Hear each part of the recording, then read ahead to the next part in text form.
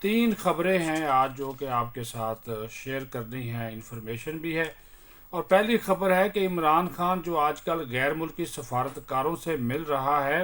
ان کے ساتھ اس کی گٹ مٹ کیا ہو رہی ہے، کس قسم کی یقین دہانیاں کروا رہا ہے۔ اور جو کہتا تھا کہ میں کسی کے سامنے جھکتا نہیں ہوں اور جناب غلامی سے موت اچھی، وہ اب ہر قسم کی غلامی نہ صرف کرنے کے لیے تیار ہے بلکہ مسئلہ کشمیر کی جو موجودہ حیثیت ہے، یعنی کہ بھارتی قبضہ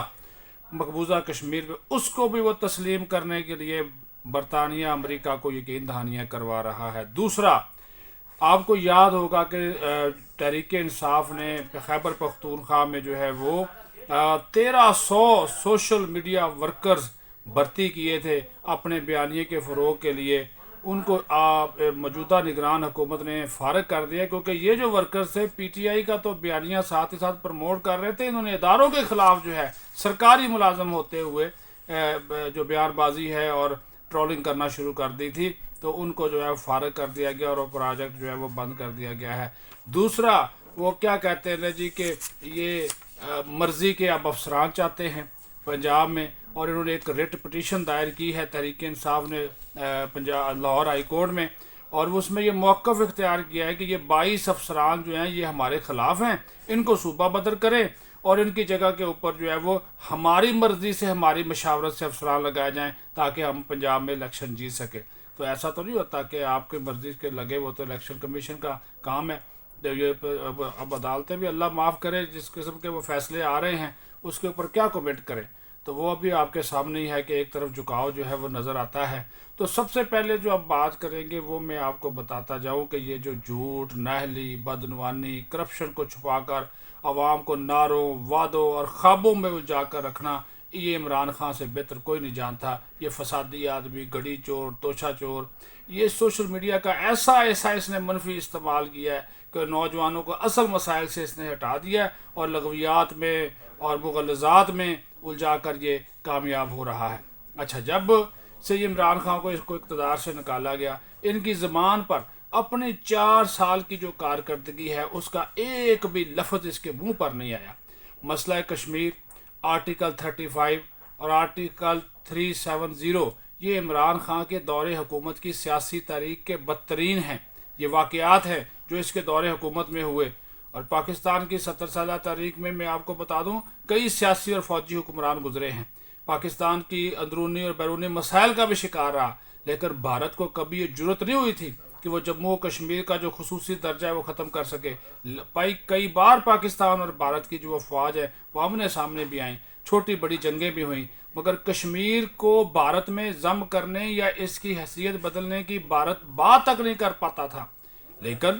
2019 میں جب یہ جناب عمران فسادی حکومت میں تھے، بنا کسی تنازع کے انتہائی پرسکون طریقے سے نریندرا مودی نے ایک ہی وار میں کشمیر کی خصوصی حیثیت بدل کر اس کو بھارت کا حصہ بنا لیا۔ یہ اس بات کا ثبوت تھا کہ عمران خان پاکستان کی تاریخ کے انتہائی نااہل اور کمزور ترین وزیر اعظم تھے۔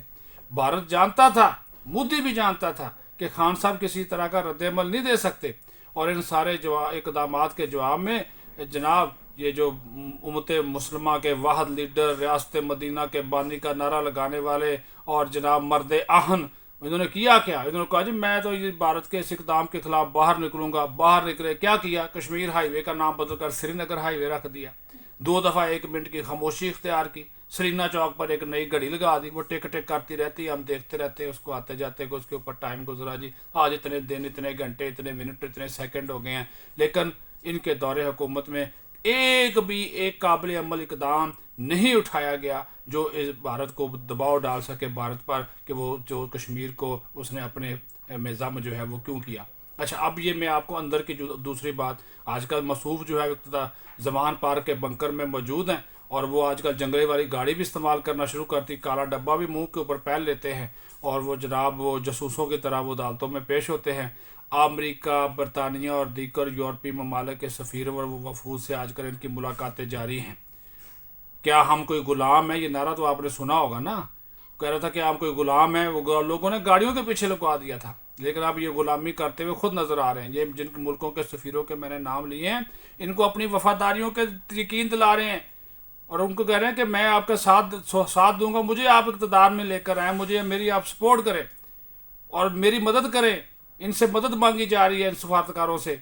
اور اہم ترین خبر یہ ہے کہ 2 دن قبل جو قائم مقام برطانوی ہائی کمشنر سے ملاقات کی نا عمران خان نے، تو اس نے اس سے وعدہ کیا کہ کشمیر کی موجودہ حیثیت یعنی اس پر بھارتی قبضے پر میں کوئی اعتراض نہیں کروں گا، اور میں اپنی حکومت میں آنے کے بعد مسئلہ کشمیر کو سائیڈ لائن پہ رکھ دوں گا، اور مودی کے ساتھ انتہائی دوستانہ، برادرانہ اور بہترین تعلقات استوار کروں گا. باہمی تجارت اور تمام معاملات میں بھارت کو فوقیت دی جائے گی، اور بھارت کے معاملے میں جو تحریک انصاف کی حکومت ہے وہ مکمل تعاون کرے گی. یہ عمران خان کو تاریخ جو ہے نا وہ کشمیر فروش کے نام سے یاد رکھے گی، اور پاکستان کے بدترین حکمران کا اعزاز بھی عمران خان کے پاس ہے.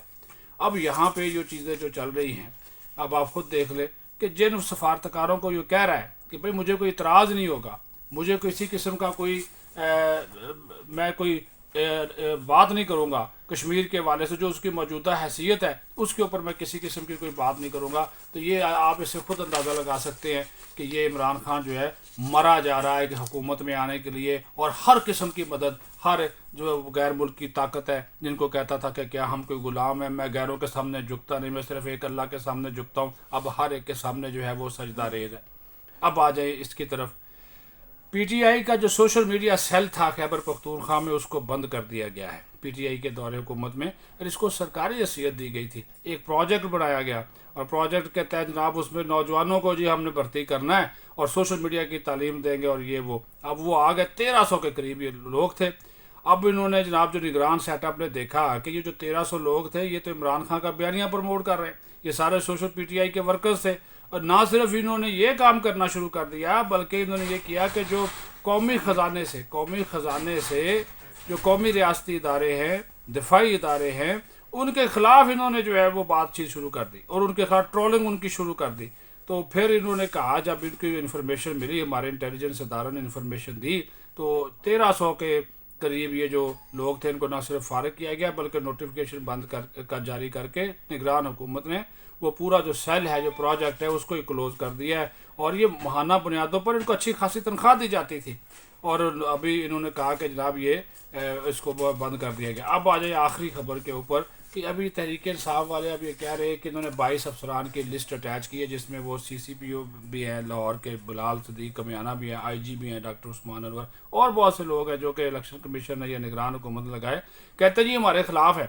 اور ہم نے الیکشن کمیشن سے کہا سر ان کو بدلو، انہوں نے بدلا نہیں ہے. اب پنجاب لاہور ہائی کورٹ ان کو صوبہ بدر کرے، ادروائز الیکشن پر اثر انداز ہوں گے. اور ان کو ایک لسٹ دی ہے کہ یہ لوگ لگائے جائیں. بھائی اب آپ کو اب آپ اپنی مرضی کے لوگ چاہتے ہیں اور بھی عدالت کے ذریعے، تو یہ تو پھر وہی بات ہوگی نا کہ اب منصوبہ تو آپ الزام نگران حکومت پہ لگائیں گے، منصوبہ تو آپ خود بنائے بیٹھے کہ آپ کی مرضی کے لوگ آئیں یہاں پر آ کر بیٹھیں، اور جو ہے وہ جو رزلٹ آپ کے ان کی مرضی کا ہے وہ حاصل کر سکے. تو یہ والی جو چیزیں تھیں وہ چل رہی ہیں. یہ 3 امپورٹنٹ نیوز تھی، میں نے کہا آپ کے ساتھ اس کو شیئر کیا جائے. اپنا خیال رکھیں، بہت شکریہ.